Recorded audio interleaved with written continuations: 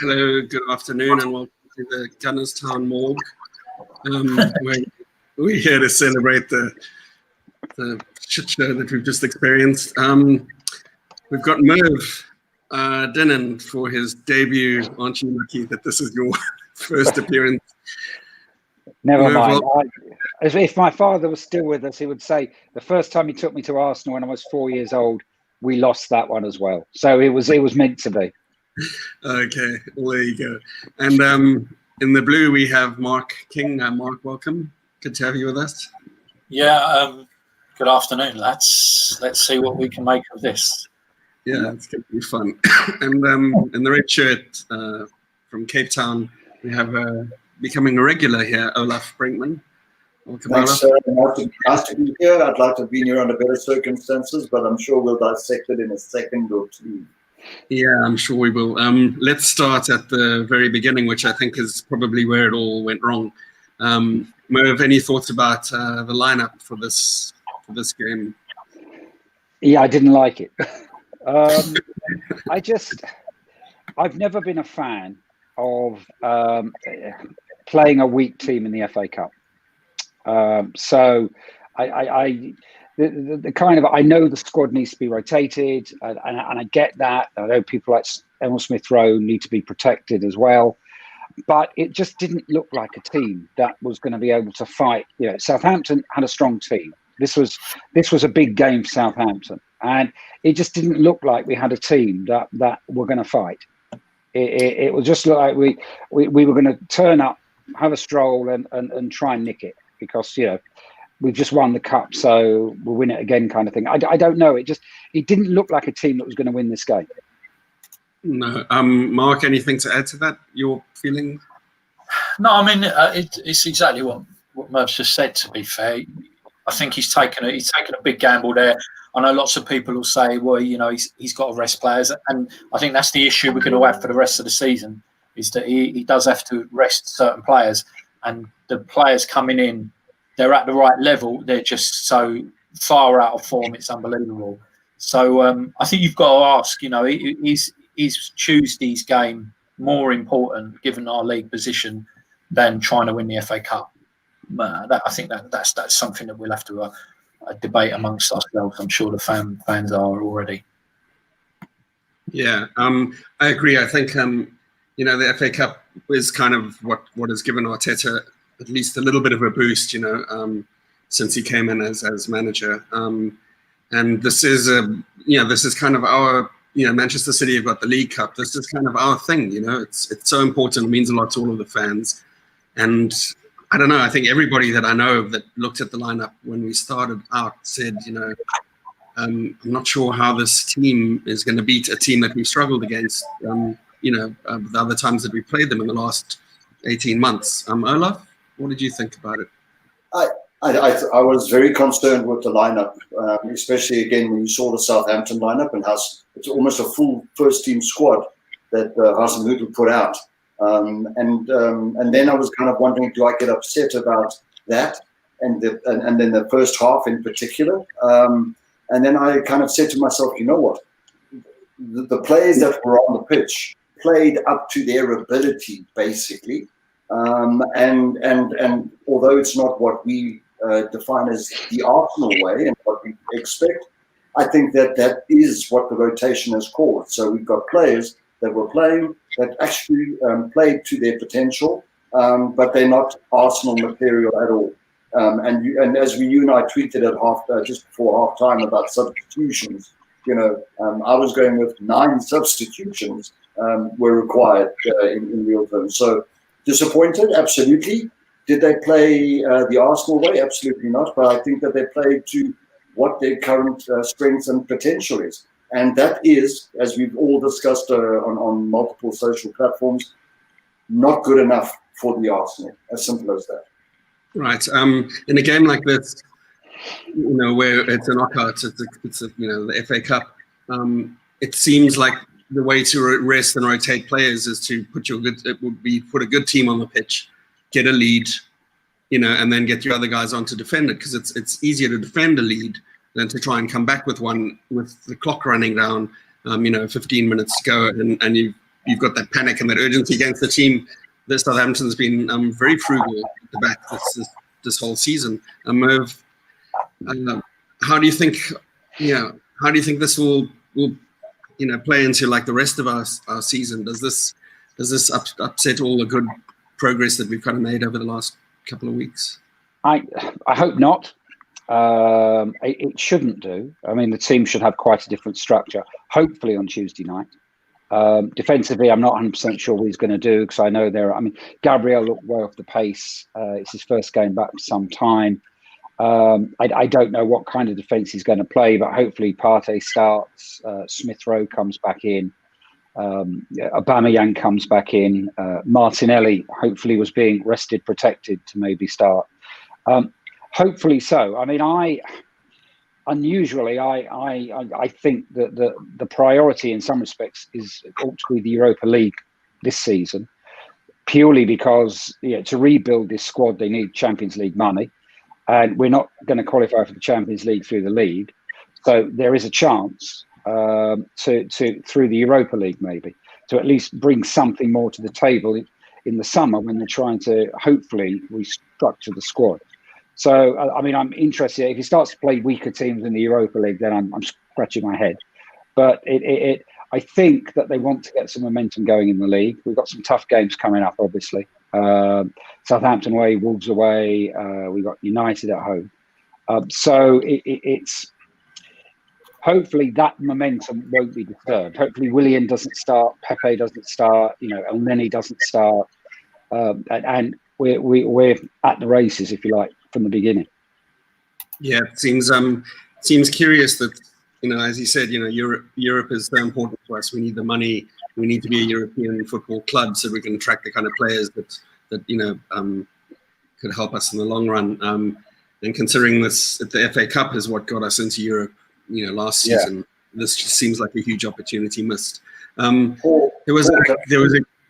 yeah, go ahead. I just wanted to kind of build on what you just asked Merv and stuff, and I want to kind of say, if he'd started with Partey and Lacazette as an example, Partey's controlling the midfield, and then Lacazette with his ability to hold up the ball and bring others into play. If he'd done that for me and then took them off at 50 minutes, or let's call it 60 minutes, to hypothetically for Tuesday, I think that would have been a much more sensible approach, as well as it would have given the team a strong belief. They were almost on the back foot right from the get-go, and I don't think that then helped build the momentum when they were in the attacking positions and trying to find space, and how many times the Pepes and the Williams lost the ball, la, la, la, la. So what I'm saying is that if he'd started with Partey and started with Lacazette, I think it would have had a significant mental as well as potentially an outcome-based difference for the game, and then substituted them later. Yeah, there was a curious. we had two keepers on the bench. I don't know what that meant. One of them is a new signing on loan from Brighton, is it? Matt Ryan. What's your thoughts about that signing? Let's go away from the team selection. Mark, any thoughts on the? I think after that last Europa League game, we all knew that Renarsson was going to be a big risk if we stuck with him as number two post January. One injury to Leno, and I know it's unusual for goalkeepers to get injured, but we've only got to look at last season to see that it does happen. So there was no way I think we could have risked going into it with the lad. Not even just in terms of ability, but in terms of the battering his confidence would have taken after that performance and the amount of stick he was getting. So I think, the club needed to bring in another keeper. There were a few around, and Matt Ryan, whilst his form may have dropped off, and he lost his place at Brighton.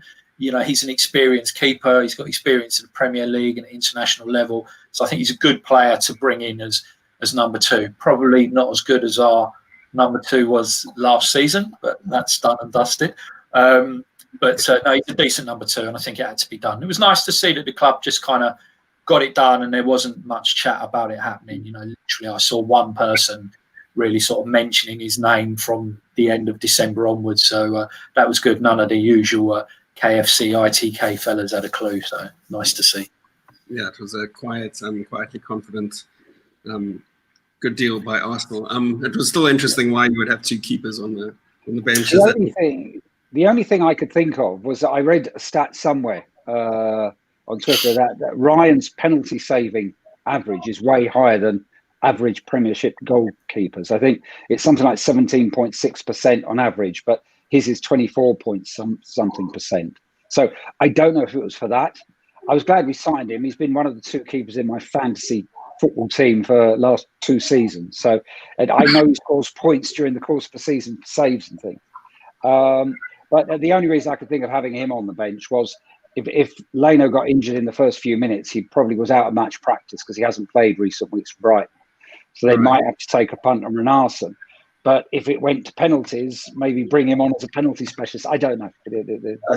I'm also believe that because Aubameyang was with the crew today, but then was sent back home early in the morning because of personal reasons, that created the space, and that's potentially why Ryan could also be put in. All right, just to give him a bit of a road trip with his new colleagues, maybe. Yeah. Right. So starting from the back, we mentioned Gabriel. He came back after injury. He seemed a little rusty. I mean, his hair looked a little rusty. But I don't know. With Gabriel, we've seen some amazing man of the match performances from him, and then we've seen a couple that have been more kind of Gabriel Paulista than anything else. How did you find his performance today, Mark? I think he was pretty shaky at the start, and I think Gabriel's one of them defenders. He's a little bit. He's a very energetic defender. I think you can see the big difference between when he played and then when Mari came in. Mari is a very solid defender. He's a little bit more composed, do what he needs to do. Gabriel's a little bit more like a Duracell bunny. He's trying to get out nick balls and stuff like that. And I think that's fine.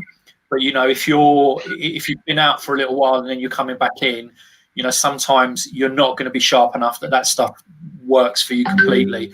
I think he got better as the game went on, but he did look a little bit all over the shop. But I think that's going to kind of not be helped by the entire performance. You got a good solid performance. Your defence is a bit more composed. They're not so panicky. I think today the defence looked a little bit kind of all over the place, but I think that was probably a lot of that's based on what they can see going on in front of them. They're probably panicking a little bit more because of that. And I thought Gabriel, I think he just needs to maybe calm down a little bit. But he's only a kid. I mean, I think we forget that he is so young. He's so inexperienced playing against top level opposition. So I think he will.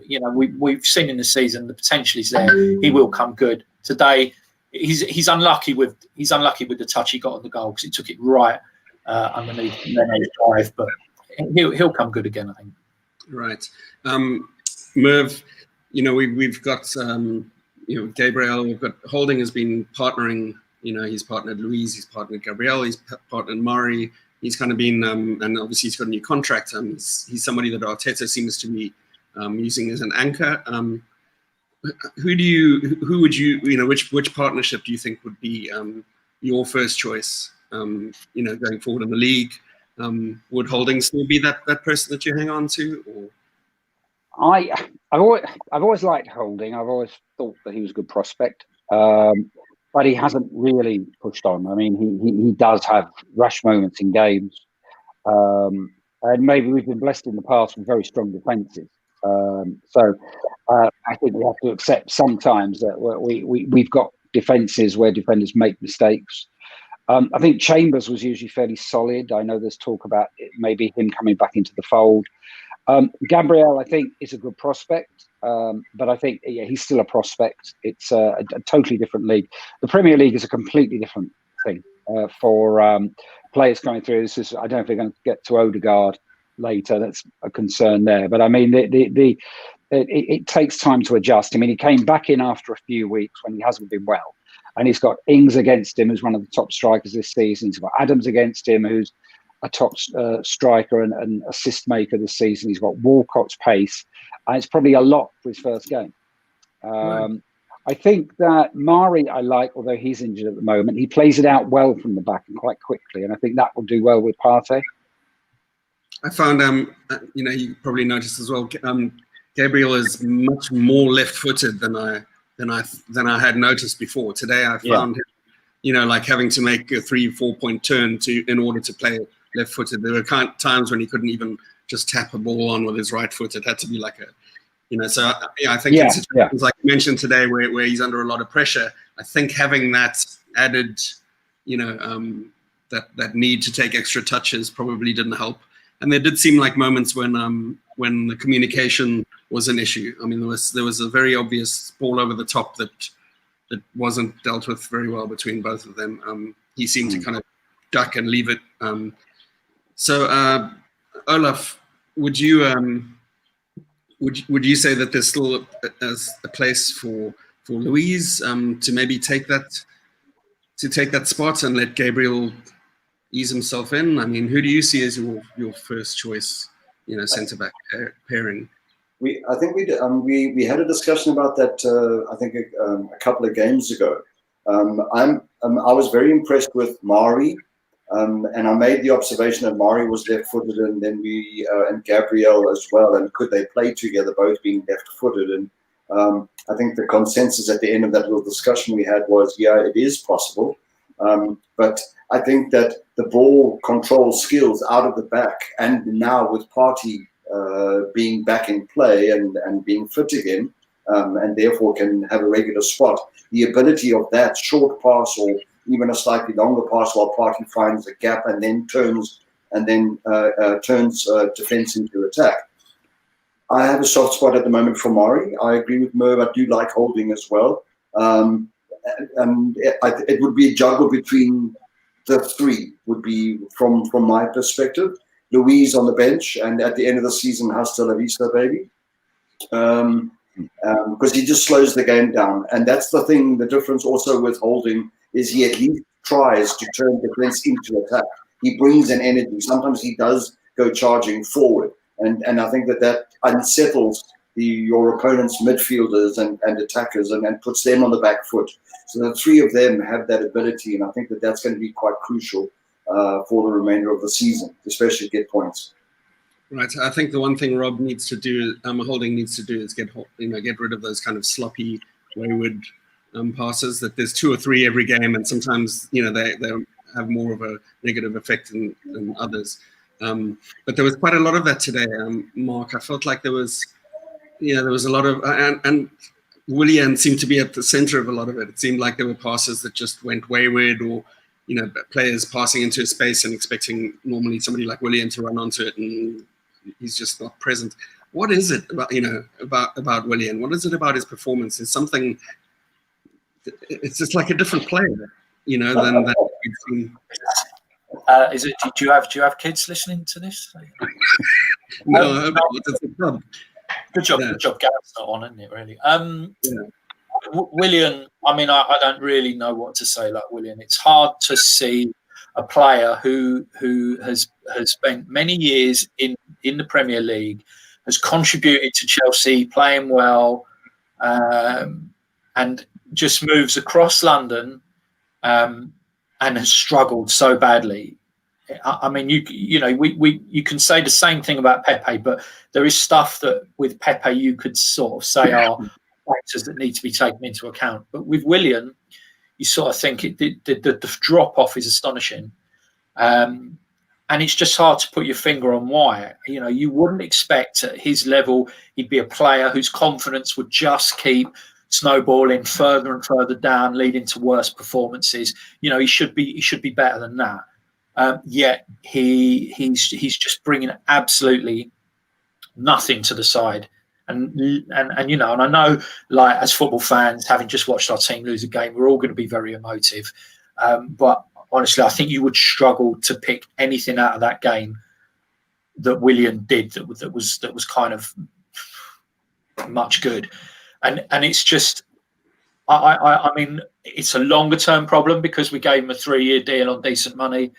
But in the short term, Arteta's got to really seriously think about what he does about him, because he cannot keep picking this guy and relying on him to do what the likes of Smith Rowe is doing, or Saka when Saka plays out on that wide right slot. He can't do it because of Willian and Pepe are two players, along with a few others, that if Arteta keeps picking and things, end up with a poor season, which it honestly could end up that way, will end up putting a lot of pressure on Arteta's position. So really, you've got to wonder why he would keep persevering with them. Yeah, he seems to be bringing it on himself, and I felt sorry for Eddie today because when you've got Willian and Pepe, as your kind of your chief suppliers in a game like this, he kind of snatched at the chances that he had. He didn't have a great game. I mean, he ran around a lot. Eddie, chase it down. He did that. What did you think about Eddie's performance today, Merv? As you say, I mean, the context is the people he had around him. Right.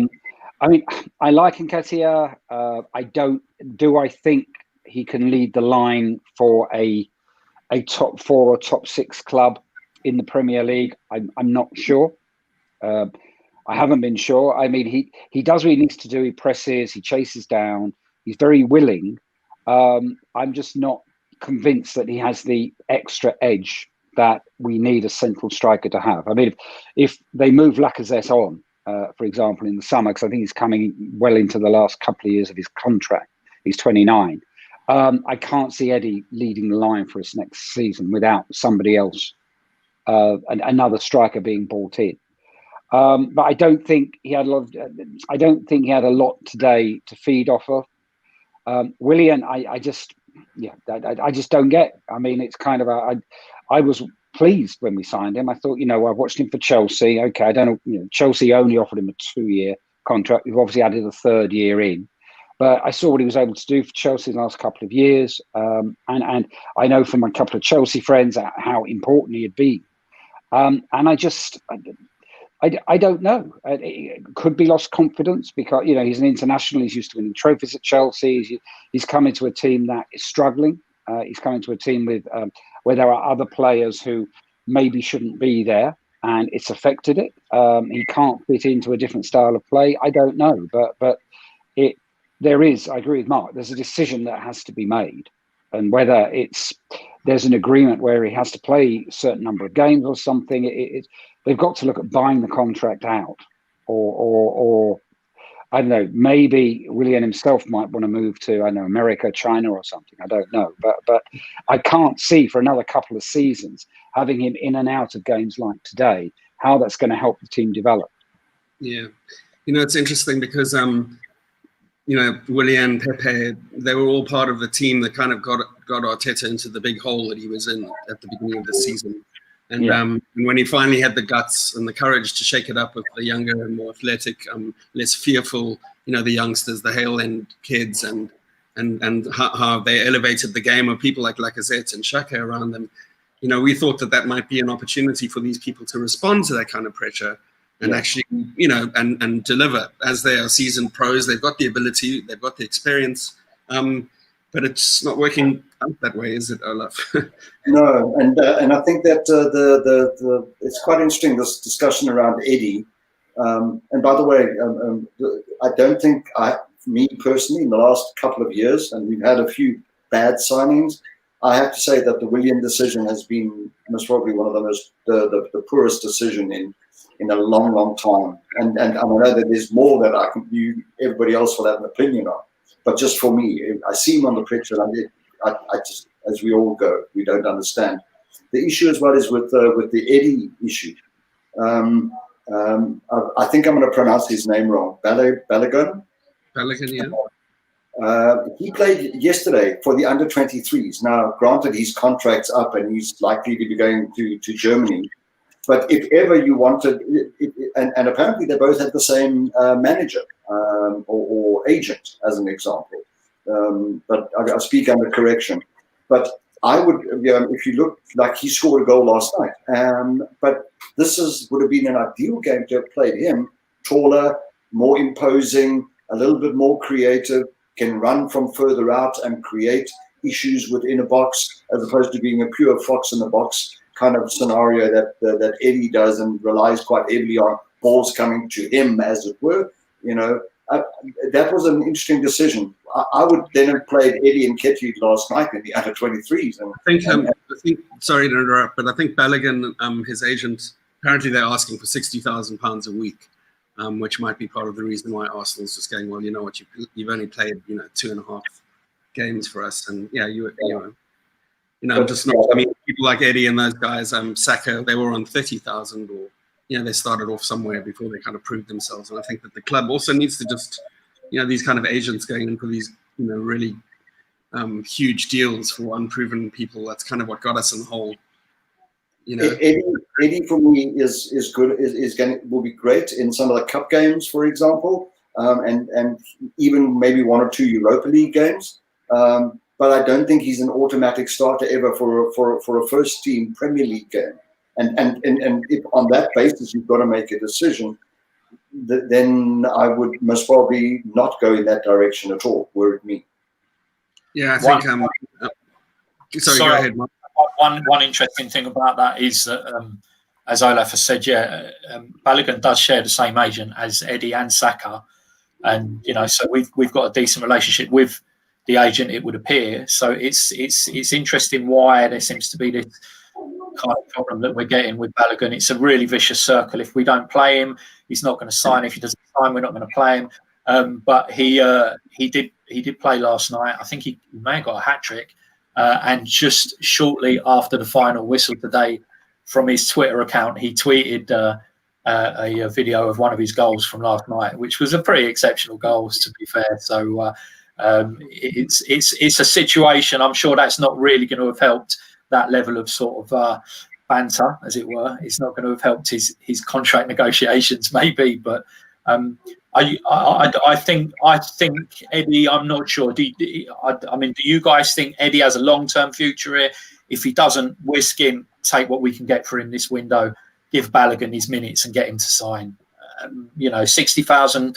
Yeah, I mean, I don't know. Eddie's maybe on 45, I think, so it's a lot more. But it's kind of like, I think, can we keep affording to lose players for nothing? The amount of players we've lost, and Balogun could go on and be nothing, or we could sign him up, keep him for a couple of years. He becomes Eddie, and we sell him for another big profit. We need to be selling youngsters like other clubs do. I mean, how on earth did Liverpool get 20 odd million for Rhian Brewster? I mean, it's just, we need to be a lot smarter, and I think Eddie will be an example of whether we're learning.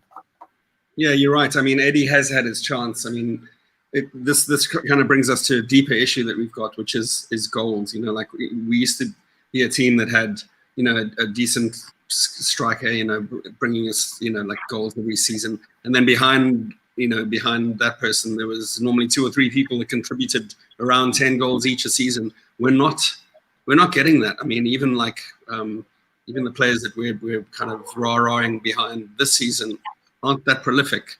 Merv, how do we solve a problem like that? If people are not scoring goals, then you don't win games, right?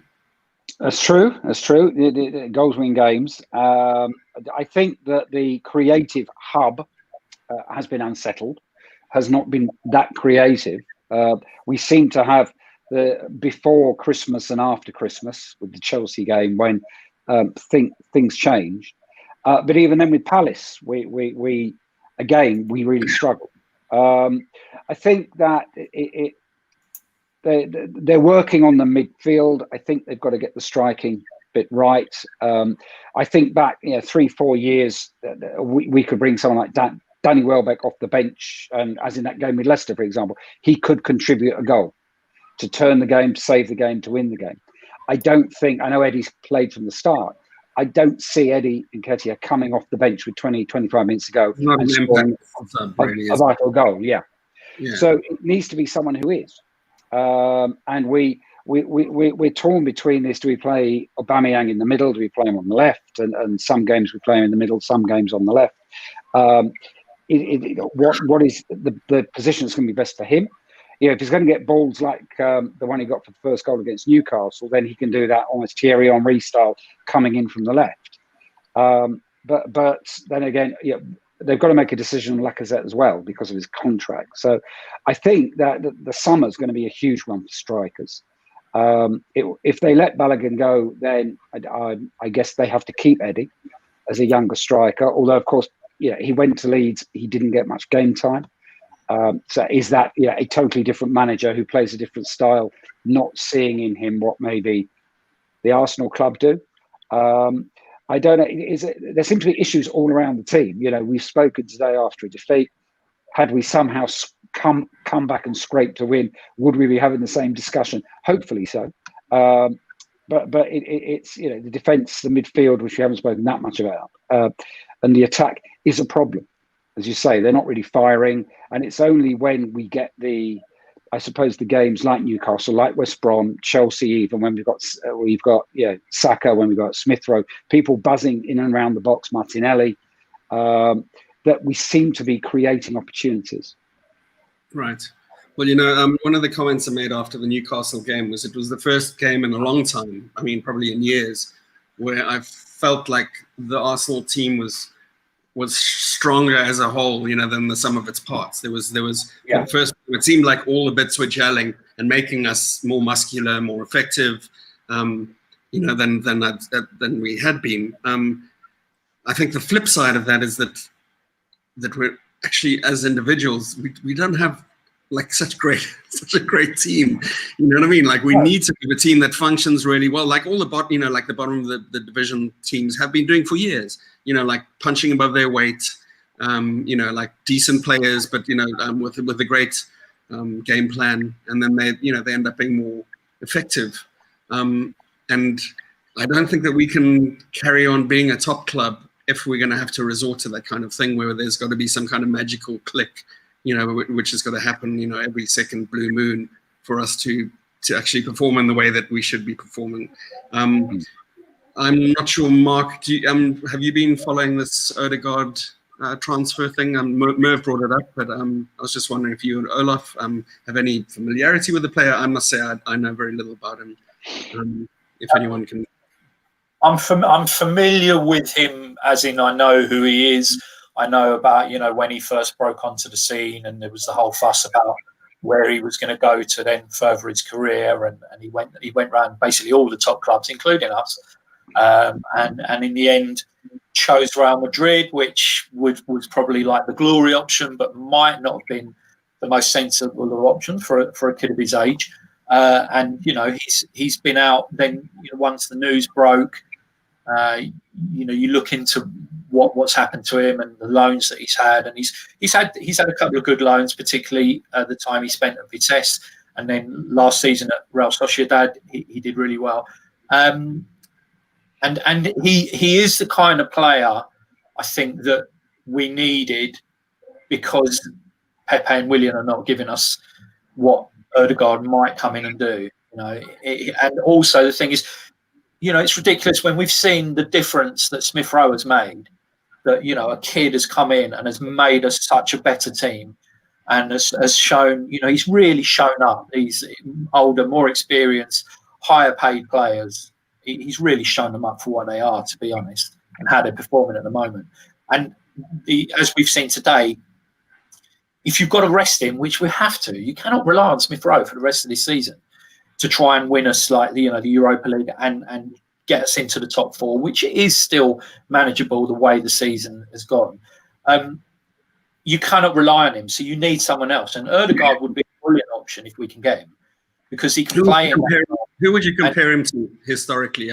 Just for somebody like that doesn't know anything about him, that's watching this pod, somebody like me, who I wouldn't compare him to you, Paul. I think he's better than you. Okay. Well, in all fairness, you haven't seen me play. I don't know. I'd say he's like a modern day young Ozil, perhaps. I think that might be what I'd say. Like I said, I'm never going to profess to be an expert on the guy, but that's what I've kind of heard that he's like. He's like a younger Ozil who works really, really hard. So maybe Ozil before the apathy kicked in. I don't know. Does he still goals? he can score goals. He's through balls. He's through balls into the penalty box. Are something that we've missed greatly. He's good at playing that final pass into the box to runners and to feet. So I think he'd be a great player because not only can he rotate with Smith Rowe, I think he can rotate with Saka in that wide right position as well. Because obviously, Saka, as we've seen today, you can't rely on Saka, a phenomenal player, but we cannot rely on him for the season to play every single game and every single minute. So I think if Ødegaard comes in, that would be really great. Because the other thing as well, it means less Willian and possibly less Pepe as well. So that on again today's showing, that can't be a bad thing. Yeah, I think we also need to be wary because he's been playing. He was playing a bit in, I think, in Norway, and then he went to Spain, where he's been playing, and then it was a little bit in Holland. The Premier League is a hell of a lot more physical. So to come in for 5 months, because it's only going to be a short-term loan potentially, without the option to buy and all of this, if what you read is true. We always talk about when we get new players in, how they've got to adjust to the Premier League. Here we're talking about the guy who can make a difference, absolutely, but he's got a 5-month period. So the physicality of the defenders, and he's going to come then with a tag over him anyway. So all the defenders from the opposing teams are going to be going, we're going to show you how we play football in this country. And so that's going to be an issue. Then he has to adapt. And then to kind of gel with teammates and whatever else. Normally that would take at least 6 months minimum, if I'm correct. And we've got 5. So I think if he does come, I'm for one, much as I'd like him to make a massive difference in the creativity part and be a great backup for Emile Smith-Rowe, I think that one also needs to be wary that one doesn't expect too much because of those factors. And the other point that I just wanted to make on the strikers, if I could, Paul, was an unwritten rule of strikers is that they are supposed to, just by their selection and their name on a team sheet, supposed to make the defense and defensive midfielders particularly feel nervous about what they're going to be up against. For me, Eddie doesn't quite do that. If he's on the team sheet and whatever else, and I'm a defender, central defender, or a defensive midfielder, I know I've got to watch him, and he's very fast and so on. But I'm not. He doesn't strike any fear into me, as an example. Aubameyang does, and Lacazette, as an example, does. And I think that is also an issue that never really gets spoken about. Is the psychological stuff of who your strikers are and what their potential is as well. One thing that just struck me when Mark was talking earlier, about resting and rotating, Smith Rowe and Saka and stuff. One thing I've noticed, and it kind of goes back to my point about the cogs and the wheels and the sum being greater than the, whatever it is. It seems that if you bring on Saka on his own, it's not enough to make a difference. If you bring on a Smith Rowe on his own, it's not really enough to make a difference. It's like you need those combinations of, Saka, ESR, and Lacazette, and that's a luxury, that often we don't have, because then you can't rotate everyone at once, because then you've got dog shit to replace them with. Is Ødegaard somebody that, it was a thing Ozil was always accused of not being able to be that player as good as he was and as much as he was earning, of being that player to come on and drag a team over the line. He never really did that. He wasn't, Van Persie. We've had players, in the recent past that have come on and just, you just drag the team over the line. Merv, you were going to bring up Ødegaard earlier. Do you have anything to add to what I don't. I suppose the point that I related to him was about kind of getting used to the Premier League. I didn't know a lot. It was a name I knew. I knew that he's from 16 years old. He's been one of these prodigies who's talked of as being a top 10 future kind of European player. And I knew he was at Madrid. I didn't realise that he. I don't think he's had much playing time recently. I suppose my concern was, as it just has been explained, the Premier League is very physical. And it will, we'll be up against whoever in a couple of weeks' time. It's be right. This kid He's got the world at his feet. Joined Real Madrid at 19. It's you make him know you're there. You make him know he's in the Premier League now. That kind of thing he's going to have to deal with.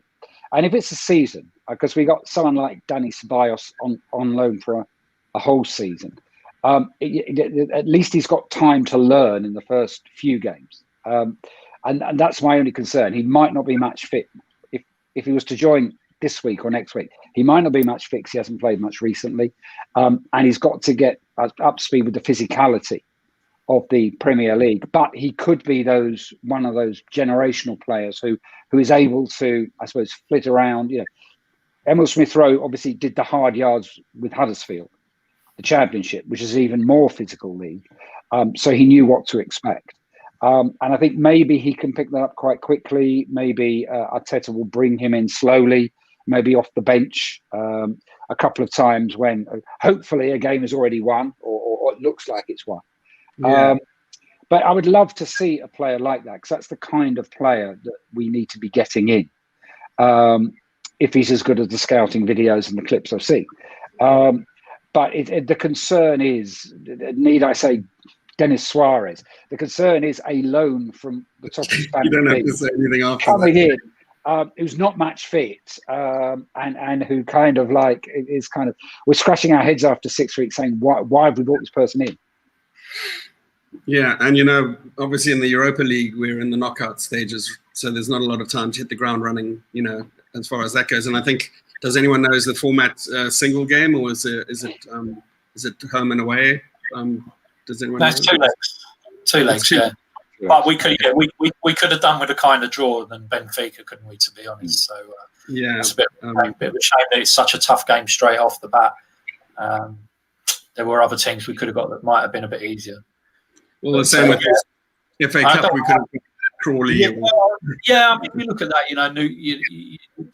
if we'd have got through today, we were then away at Wolves, and what would we do? Yeah.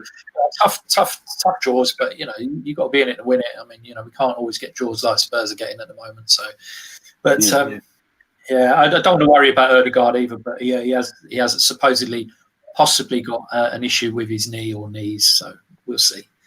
Just to throw that in the mix. I'm also surprised because I was under the impression you can only do loan deals. You couldn't do 2 loan deals for players from the same club. And if that's the case with Dani Ceballos and now Ødegaard, for example, but I might be mistaken, but I was under the impression you couldn't do 2 loan deals from the same club. I'm well, I don't. Apparently it's the Premier League Oh, only. yeah. Apparently it's only the Premier League. You can't have 2 from the same Premier. That's what I remember reading that somewhere. Let's talk about. If that was the case, I'd give them Danny back and have Ødegaard, to be fair. Exactly. Let's talk about something positive because I think it was a positive. Thomas Partey, against Newcastle, I thought he was fantastic. For me, he was man of the match.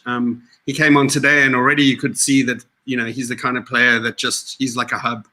He seems to be as good in defense and positioning and breaking up and disrupting as he is. Transitioning and trying to bring attacking players in. Merv, did you find Partey's contribution meaningful today? Is it encouraging? I think, I like the player a lot. He's somebody that I'd heard of for 2 or 3 years. I was really happy we signed him. He's the kind of almost a return to, having the kind of midfield. I'm not going to name names of legends from the past, but having this kind of mobility, comfortable on the ball, caresses the ball, can play it forward, can always in the right place, knows how to find space for himself. It's the kind of midfield player we need to be signing, and I think because we are not going to get back into the top 6, top 4, with Xhaka, El Neni, Ceballos. We need some overhaul. And I think that again, the game changed when he came on today. I think there was also the change with bringing Cedric onto the right. He hugs the touchline a lot more than Bellerin, which gives Pepe a bit more space to come inside. I think generally, once the team moved around, we looked a lot more comfortable. But Southampton had a lead to defend at that point. And they could just put up the low block and just say, hit us with what you got, and without anybody really to, I suppose, unlock that defence in the box to just be able to turn quickly and put a shot in or something. We were just putting in crosses that they were heading away. But I think, each time he's come on, he's changed the game. Yeah, I think having players like that not only change the game, but they seem to raise the ability of the players around them, and I think that's why, and unfortunately we are in a situation, I think, where we're managing, and it's good for Arteta to find this, because I think we're halfway through the Premier League season. We had a really shitty first half. The second half of the first half was looking better, and if we could be like that, we've got a chance of maybe even squeaking into the European places, in the league. But it relies on having all of these different players that seem to elevate each other's game. So I don't know. I feel like there's not much more to talk about. I want to throw some stuff in quickly. Go for it. Yeah. The fact that we cannot do a throw in, irrespective of who the hell does it, is a problem. The fact that we got away with two that weren't called, I think that the fact that we cannot take corners is atrocious. The fact that we doesn't even get past the first player is abysmal. I mean, that's the kind of SHIT you practice every day, and it's like not that hard. And then we can't take free kicks either, or at least do something creative with it. Those are three rudimentary parts of playing football, whether you're playing at school or whether you're playing in the Champions League, and the fact that that's the kind of stuff where we end up losing the ball, or it's a wasted opportunity. It's that we talk about all the other things about the players, and by the way, Pepe, I think he's at the end of his road pretty soon as well. We've got to get rid of him as soon as possible. Yeah, but I just wanted to make the point that those three fundamental footballing kind of issues that you need to be able to do, and we're not even doing it, no matter in none of our games. That is a concern for me, irrespective of who's on the starting block.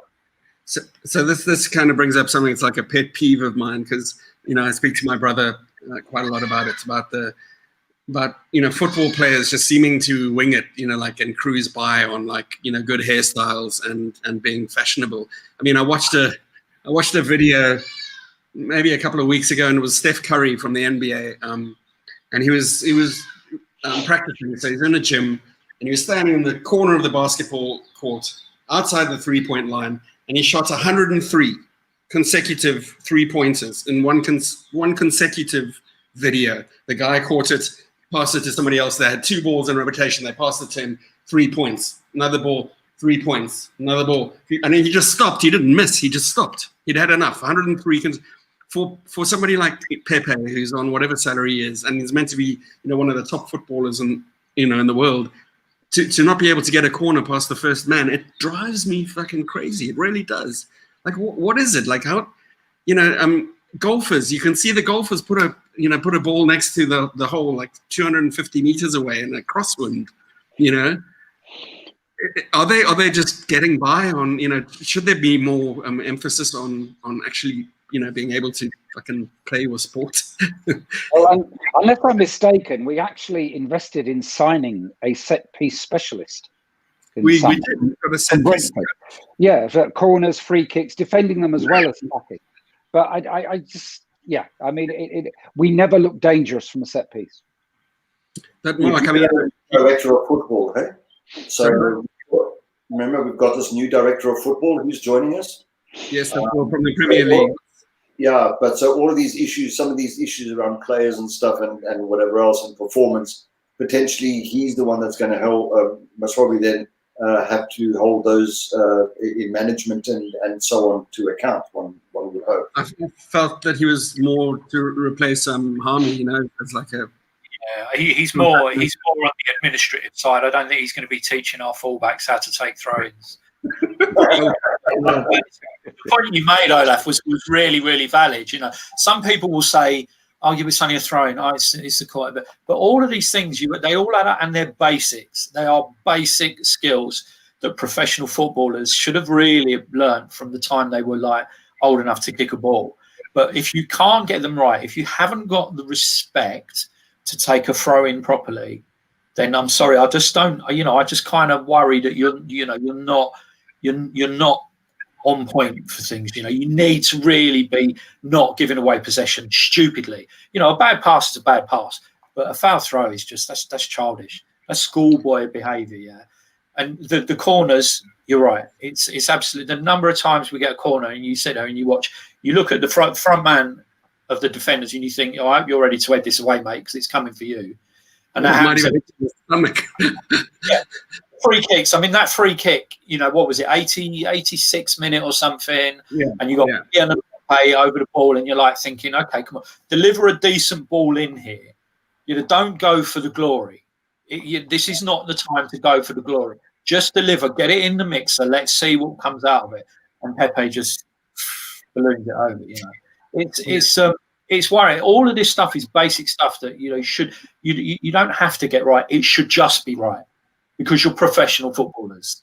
Yeah. Have pride in the fact that you can take a throw in, you can get a corner past the first man, and you can take a free kick without ballooning it into the stand. It's just, these are all things. And I know people will say, oh, these are trivial matters. They're not. They're part of. Apart from those technical skills and the things that you would expect, a professional in any career. I'm a concert pianist, right? So I can play a Rachmaninoff piano concerto and play, 18,000 notes consecutively without, making a mistake. So, and I've done that by putting in the hours and practicing. There's certain things that you should. If you do something professionally, you should be able to do the basic, fundamental rudiments of whatever it is. And the same thing goes with game management. I mean, when we've got 5 minutes, to score, that's when we suddenly seem to, get into this situation that we've got all the time in the world and can do these long, slow passes, swing it around and everything. It's like no sense of intelligence or urgency. And it's so frustrating as a fan to sit there and go like, are you fucking stupid or what? Like, why are you doing that? Like when we, what is the point of blasting it over? And then the goalkeeper can take a minute and a half to take to take a kick out from the back. It just seems so dumb. A lot of our footballers this team just seem to be pretty stupid. They make stupid mistakes, stupid decisions. It's a tough team to watch. I think one of you said that on the group before we came on, and it's a really, really hard team to support at times. We've had amazing FA Cup experiences. The last 3 FA Cup finals I happened to be there. It's hard to you've all experienced way more than I have, but it's hard to explain that that sheer elation and that joy when your team pulls one out of the hat or plays well. We didn't look like the holders today. That's fundamental. No, we didn't. And that's what it's down to. We were just defending your title like we did, defending our title like we did today was just shocking. Anyway, I just wanted to make to Chris, Suburban Guna, who was meant to be on the show today, just had a loss in his family, and I just wanted to raise my glass to him and say, Chris, sending you our condolences and sorry to hear it, mate. Love you and hope to have you back soon. There's a lot going on, that's way bigger than a football match. Sometimes it feels like the whole world has just collapsed, and then you suddenly remember that the world actually has collapsed, and you go, it's just football. It's our team and we love it thick and thin. We're always going to be there for it. So I appreciate you guys joining me in the morgue today. It's been a pleasure. It was nice having you, Merv. Mark, nice to be here again, and Olaf. Thank you for the honor. Thanks, Mark. Better line this video up for the ending, otherwise Gavin's going to give me a hard time. Anyway, thanks to everybody who commented and who watched, listened, and up the Arsenal. Up the Gunners.